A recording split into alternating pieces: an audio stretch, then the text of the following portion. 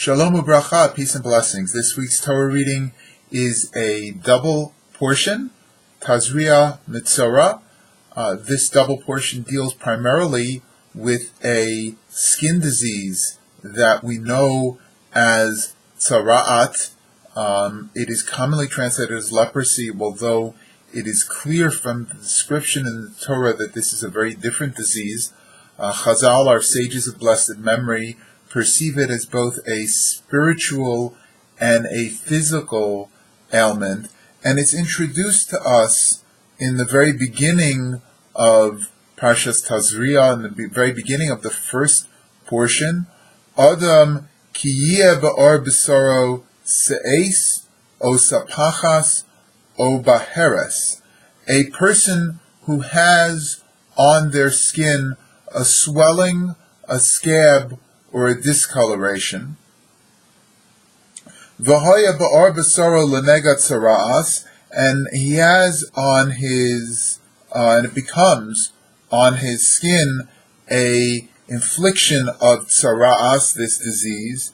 V'huva el Aaron HaKohen, and he shall come to Aaron HaKohen, o el echad mibanav HaKohenim, and to one of the children of Aaron, who is a Kohen, to have a diagnosis for this ailment, and ultimately the treatment is in the hands of the Kohanim as well.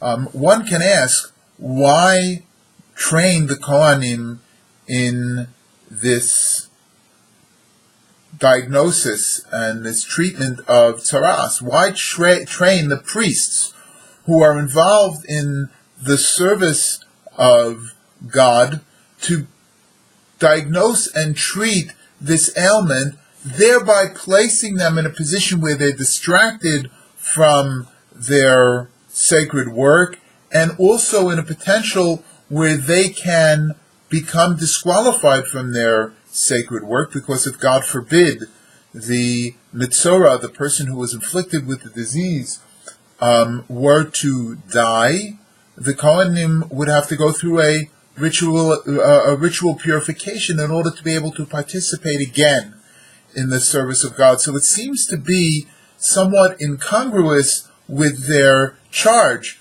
to serve as the religious leaders of Israel, that they would be charged with diagnosing and treating this ailment, which is treated in isolation. It would isolate the Kohanim from the rest of the flock for the period of time that they were engaged in this, and it would also lead them to a potential of not being able to serve God.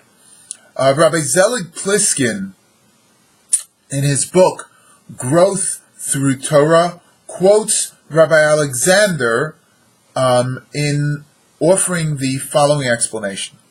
Aaron HaKohen and his children were known as Ohev Shalom V'Rodev Shalom. There were people who loved peace and sought after peace. This is significant when we examine the rabbi's understanding of what Metzorah was and why it occurred. The rabbis look at the similarity in the word Metzorah, the person who is the subject of this disease tzaras. They examine it as being, and realize that it's very similar to the word Motzi Shem Ra, one who spreads an evil name. And the rabbis conclude that tzara'at, this physical and spiritual malady, was something that came about because a person spoke lashon hara, spoke evil speech about their neighbor. Rabbi Alexander puts forth the following explanation, that the Kohanim, the children of Aaron HaKohen, were mandated to treat the Metzorah because they were Ohev Shalom V'Rodev Shalom. They loved peace and they pursued peace.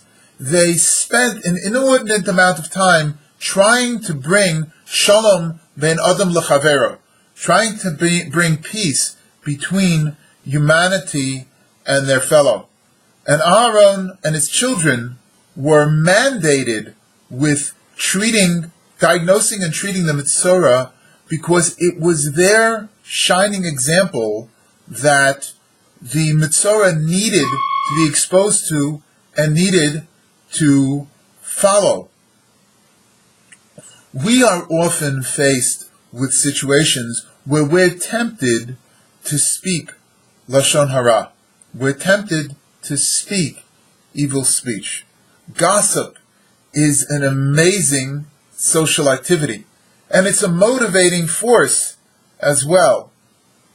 When we are tempted to speak ill of each other, when we are tempted to gossip, this Parshat of Metzorah, of the person who needs to leave the camp and be treated by Aharon and his children, by Aaron the high priest and his children, to help the person heal from the damage that they have inflicted upon themselves by speaking ill of others, is an example for today, even when tzara'at, leprosy, doesn't exist.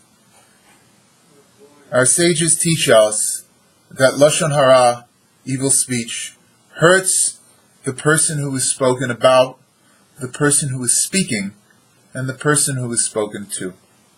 Realize that when we speak ill of each other, we not only hurt the person that we are speaking about, we hurt ourselves.